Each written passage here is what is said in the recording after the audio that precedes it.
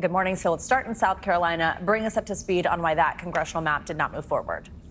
Hey guys, good morning. Yeah, this was a surprise move and a setback for President Trump's redistricting push. So the South Carolina State Senate had decided not to move forward with this new congressional map, and it comes really just days after the State House had decided to advance this map. Now, in explaining their rationale for why they decided not to move forward with this, some Republican state senators had argued that it was too late to move forward with this because early voting had already started, so they didn't want to then go ahead and redraw district maps while that was already underway.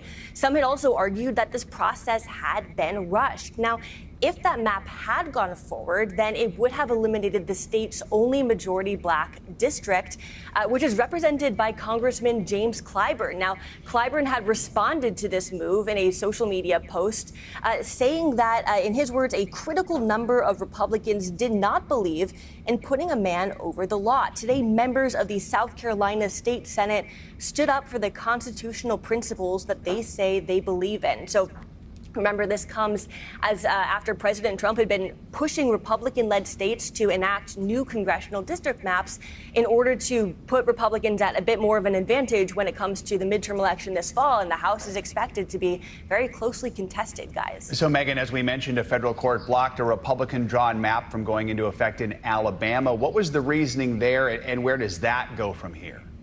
Yeah, so this was a panel of 3 judges on that federal court who had rejected that Republican-drawn congressional district map from going into effect.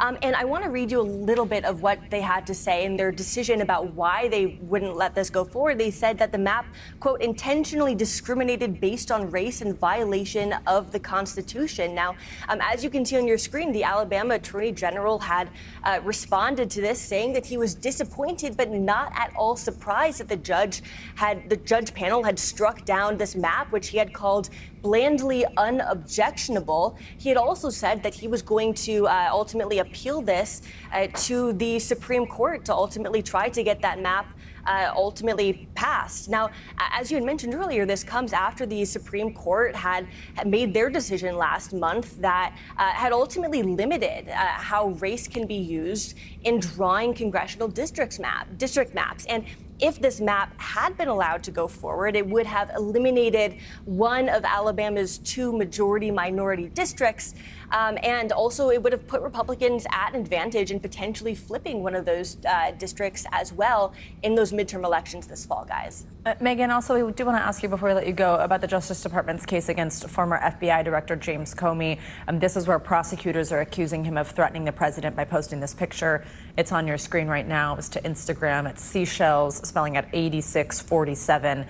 We got an update on the timeline for this trial. What do we know?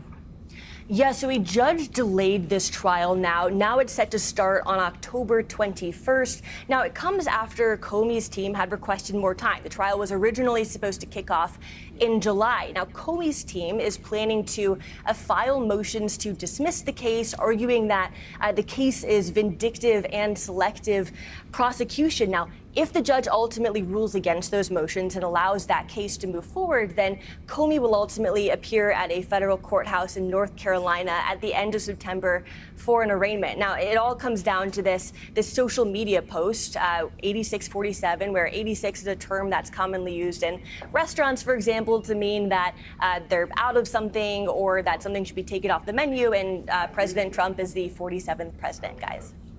All right, Megan Leibowitz, thanks so much.